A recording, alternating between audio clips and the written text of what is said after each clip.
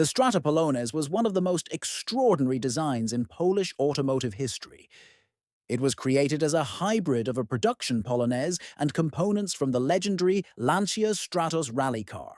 The project's genesis dates back to the late 1970s, when Poland was embracing ambitions to create a machine capable of competing internationally.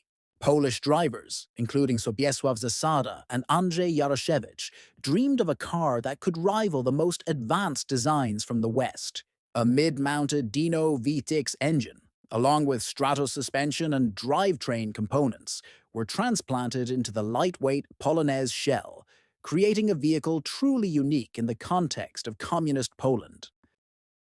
The story began in 1977, when the first Polonez cars were about to roll off the FSO assembly lines. At the same time, Andrzej Jaroszewicz, one of Poland's leading rally drivers and son of the Prime Minister of the Polish People's Republic, crashed his Lancia Stratos during the Rally Poland, coming within striking distance of winning the European Championship title.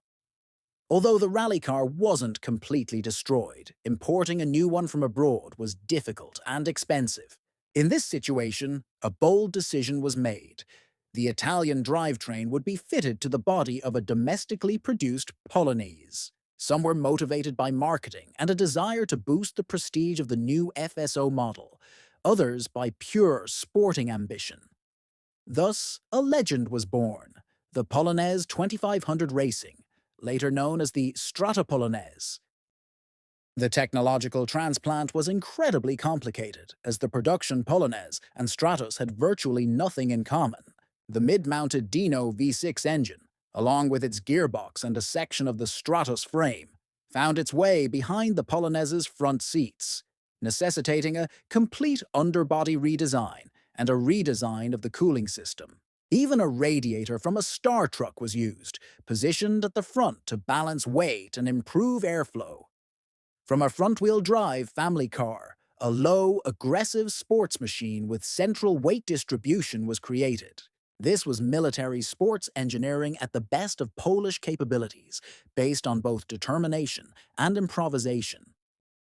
The finished StratoPolonez developed power from around 190 to over 220 horsepower, and with later tuning, even over 280, which, combined with its low weight, resulted in performance comparable to Western rally cars. The debut took place without an extensive testing program.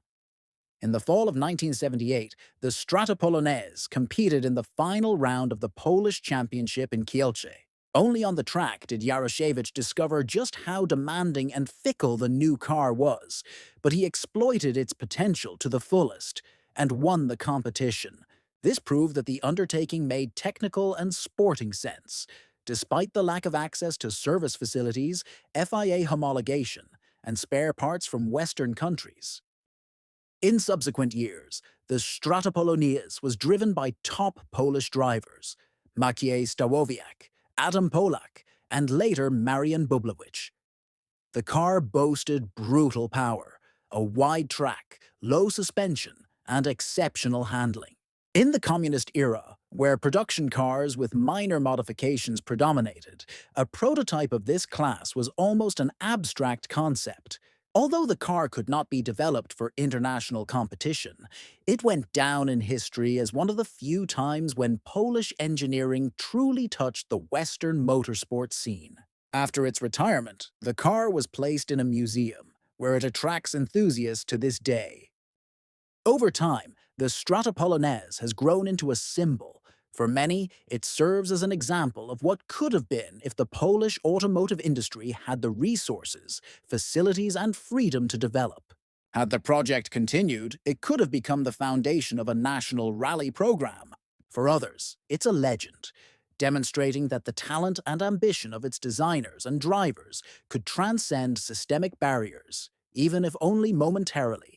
It is also one of the few prototypes from the Polish People's Republic that entered motorsport not on paper, but on special stages.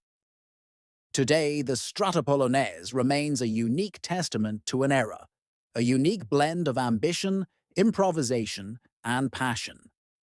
It arose by chance, but survived thanks to the genius of its creators and the courage of its drivers. It didn't become a production rally car or an export product.